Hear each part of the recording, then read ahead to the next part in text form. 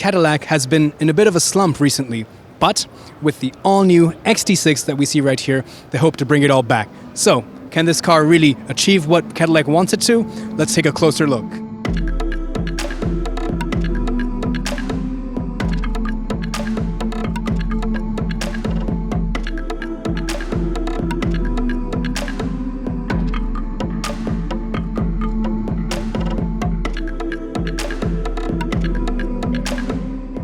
The front design of the XT6, to me at least, seems a bit of a departure from traditional Cadillac design language, or at least in terms of the headlights, because we see a more horizontal primary headlight unit, and the daytime running light LED is more vertical. Whereas in the Escalade, the XT5, for example, these crossovers, the main headlamp cluster tends to be more vertical. But I do like this different kind of design element, makes it more fresh, makes it feel a lot more new. But of course, this large Cadillac grille is very traditional, very much similar to all the other Cadillacs in the lineup. Further down, more sharper edges, one peak kink in the front, as we know from Cadillac, but overall, very smooth, very elegant design. The XT6 is on the Chevy Traverse platform, so it's not a new platform, but it's kind of in between the XT5 and the Escalade, like I mentioned. So what that means is it's fairly large, but it's not like a truck. The Escalade was built on a truck platform, whereas this is a unibody. The main highlight, however, is that this is a 3-row crossover, so you can have it either as 6-seaters or you can have it as a 7-seat configuration. A very tall, boxy design with very large wheels, but I think the overall design just comes together and looks very executive, very sophisticated. The rear of the XT6 is perhaps more in lines with its younger brother, the XT5, because these tail lamps do not go all the way up to the roof like they do in the Escalade, but is more confined to the lower half of the body. It still has a kind of a T-shaped design. I also like the dash of chrome coming across the middle of the tailgate, but it's very simple, very clean, very elegant. So I think it's a good design. What about you?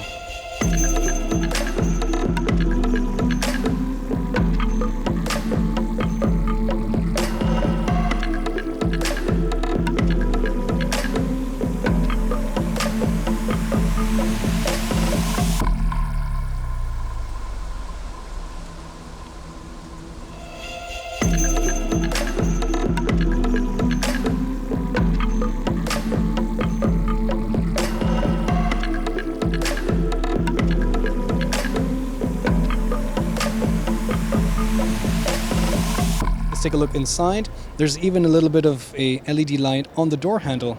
That's pretty cool. I've never really seen that before. Door opens really wide. Really plush materials on the inside. Of course, the bottom is a bit hard, but everything else is very rich. Real wood inserts. On the sport trim, you can have that in carbon fiber. Fit and finish seems really nice. Nice weight to these controls as well. Also the optional Bose audio system, and I'm sure that would sound pretty good. Getting inside is very easy. It's a crossover, so you don't have to stoop down too low. The seating position is pretty good. It's not that, you can put your seat down fairly low, which I always like. So lots of configurability and control for the seat, as well as the steering wheel, as you can see, for reach and rake. So let's sit inside, take a closer look at the instrument cluster. The dashboard is very minimalist. I think that's quite a nice design philosophy to have. Very few buttons. Unfortunately, on this show car, none of the things are turning on. You have analog dials, which are backlit, but there's also a large display in the middle as well. The touchscreen is also easy to access. It's right at your line of sight, at least down here. This would be your air conditioning controls. Unfortunately, I can't turn them on, but this goes to show that when the car is off, it's very flush, it's very unintrusive, it kind of hides itself away, and only when you need it will it turn on. more wood, light colors on the top of the dash. This is actually a little bit hard. It's not that soft, but the materials here are also much nicer. A dash of chrome, good sized glove compartment, a place to keep your phone, some beverage holders, a toggle switch here to control the infotainment system, gear shift lever, and of course a center armrest. Let's check out the rear seat. The door opens really wide, so it's really easy to put in your child seats. Getting inside is also really easy because of the crossover body style and the higher ground clearance. This is definitely a soft roader, but because of the four-wheel drive and the reasonably good ground clearance, it will get up your track to your country home or down the beach to your beach shack. But that's about it, really. Space in the back is pretty good. I don't have that much of knee room. The seat is roughly set to my driving position. I can slide my feet under the front seat. Headroom is much nicer. Also, there's a very large panoramic sunroof, which I can't open right now, but it's really expansive, so would make the interior very bright. Tall windows, nevertheless. You have a third zone for the climate control over here. All of these designs for the switchgear, you know, it's very reminiscent of the Cadillac logo and just the overall design of the front grille. Even the instrument cluster that we saw in the front, they have this theme going on. And I like this kind of cohesive design philosophy. USB charging and a drawer. It's really cool. I don't usually see this, but I think this is a really great idea because now you have a lot more space, and when you don't need that, you can put it away. You can have captain seats in the second row, but with this bench you have a third seat with an armrest with cup holders. And because there is no central transmission tunnel, a third passenger is fairly reasonably comfortable. The backrest is a bit firm because of that armrest and the cup holders, but it's not too bad. The second row also can be reclined and tumbled, or also slid forward with the latch under the seat here, like so. But there's one switch to tumble the seat and move it out of the way. And now you have access to the third row of seats, or just about enough access to the third row of seats. Well, it's not that comfortable, to be honest. But then again, it's not designed for large adults. I wouldn't say I'm a large adult, but anybody bigger than me would really suffer back here. So it's mostly for children. But then it's totally fine because there's good enough space for your feet. You can put your feet under the front, the second row of seats. Headroom is still adequate. There's even an air conditioning vent on the roof. USB charging ports, beverage holder, and an armrest. So these two seats are fairly usable, although I do not see any ISOFIX points.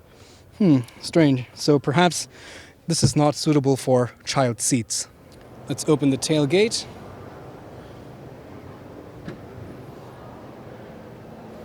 It's a bit slow, but it's automatic, so that makes it easier. With the third row of seats up, there really isn't much space back here, although you can open up this area and then you see there's a little bit more space. And you can also get rid of this tray, and you can see down there that there's a wheel, the spare wheel. But with this in place, it's a good place to hide away some things. But of course, you can tumble the third row. There's a couple switches on this side, and the seats will fold automatically, which is really useful. Even the second row can be tumbled automatically with these switches. In fact, the third row you can also bring back up with these switches. Not the second row, just the third row. So that's a pretty good feature to have. And with the seats down, there is ample space to carry perhaps bicycles or a lot of luggage.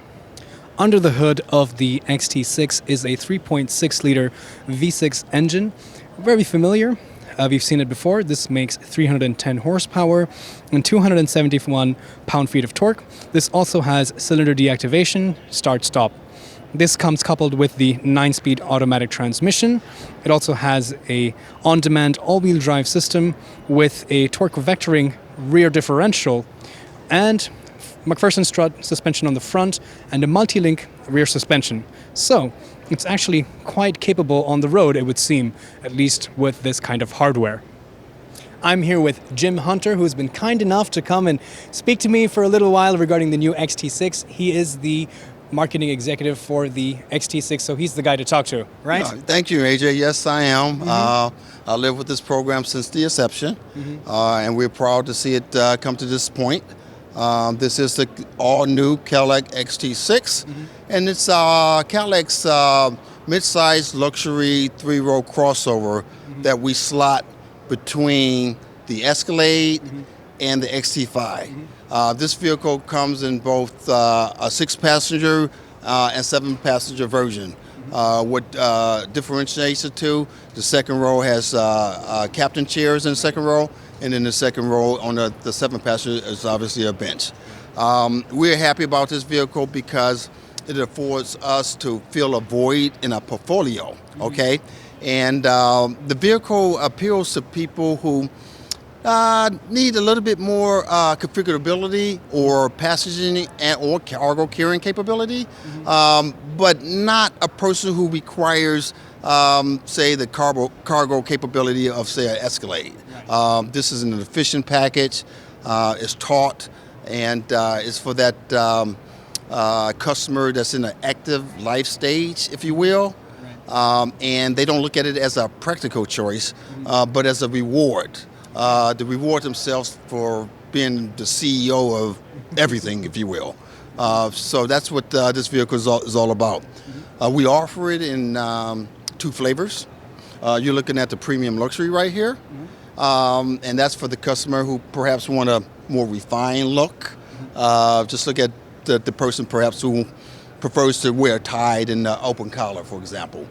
But we focus on refinement and road isolation, cabin, and just purposeful and clean luxury. Now, for those who, require a little spice in their life, we also offer in the flavor of sport. And the sport is differentiated by exterior elements, interior elements, and also some of the driving characteristics of the car. The black features more gloss black appointments. We have an optional 21-inch wheels, and it comes standard in what we call the Sport Control all-wheel drive system. And that's a twin clutch system with the active yaw control that allows you a little bit more driving maneuverability, and it creates a more kind of a spirited driving personality, if you will. So those are the 2 flavors of vehicles. So not only are we going after that new customer, because we didn't have it before, so we expect, but we have a product where we can catch the old customers who are moving in and out of particular life stages. So we think it's a real big win for us. Fantastic. So a little bit more about the drivetrain. So I understand that this is based on the Chevy Traverse platform as well. You did mention that it's all-wheel drive with a torque vectoring clutch packs on the rear axle. I think it also has a multi-link rear suspension McPherson strut. So it's a very capable on-road crossover. So is that something that would then mean that it's not particularly suited for off-road capabilities? Is that something that was, one of the forefront priorities that you guys tried to design into the car? No. As you know, the growth of the whole crossover segment is an opportunity, and within that growth, you have slivers of different needs and how that vehicle will use that car. So our focus was to try to get that 80%, which would, for example, those who we talked about the sport model who like more of an enthusiast feel, failed to mention that it too comes standard with chassis damping control system. Okay, that's that customer. Okay, I've got a trailer with 2 way runners, and I want to I'm active. I like to have fun. I need something to carry my tow my wave runner. Well, you get the V92 trailing package, 4,000 pounds. Okay, or I got coaching duties for the soccer team, and okay, that's a 7 passengers because I got to carry as many people as necessary. So, within that crossover space, we try to go after the variety of needs, and we try to focus on that as opposed to trying to go after some of the other outlying needs for a crossover. Fantastic. All right, very interesting. So, what would you think would be, the future of this model? Right now, there is only one. I think it's a 3.5 liter V6 gasoline engine. Actually, it's a 3.6 liter. 3.6. Okay, it's a 3.6 liter, and it's married to a 9-speed automatic transmission. That's a new application for our crossover. As you know, we got an XT5 with an 8-speed, and so we got a 9-speed for this. And what that affords us to do is it allows us to take that power coming from the 310 3.6 liter V6 and get it to the wheels in a very seamless way where it's transparent. In that you tip into the throttle, you get that immediate response, that go response, and we believe that's is adequate for this vehicle at this time. And then going forward, we will always keep our ear to the track just to see if we can capitalize any opportunity as a result, as it relates to alternative propulsion systems. But right now, our focus will be the 3.6 liter. These 3-row crossovers are quite a large market here in the US. We've seen just 3 of them being launched here at the Detroit Auto Show: the Ford Explorer, the Kia Telluride. Of course, these are a little bit different in their own right. This is more luxury oriented. This will be a little bit more expensive for sure. But still, I think it's a good platform. It's a tried and tested platform from the GM group. And the interior I really like. I haven't spent that much time in Cadillacs before. It's very limited, my experience with them, but this interior, I really like it. I think it's elegant. I also like the wood. I like the light color. And actually, if you think about it, with the multi-link rear suspension, torque vectoring, all-wheel drive, this does have quite a lot of the hardware to make it drive well on the road. And that all-wheel drive system will definitely help you go, a little bit off-road or at least rough road. So it seems like a great one-stop shop for somebody who wants a luxurious family crossover.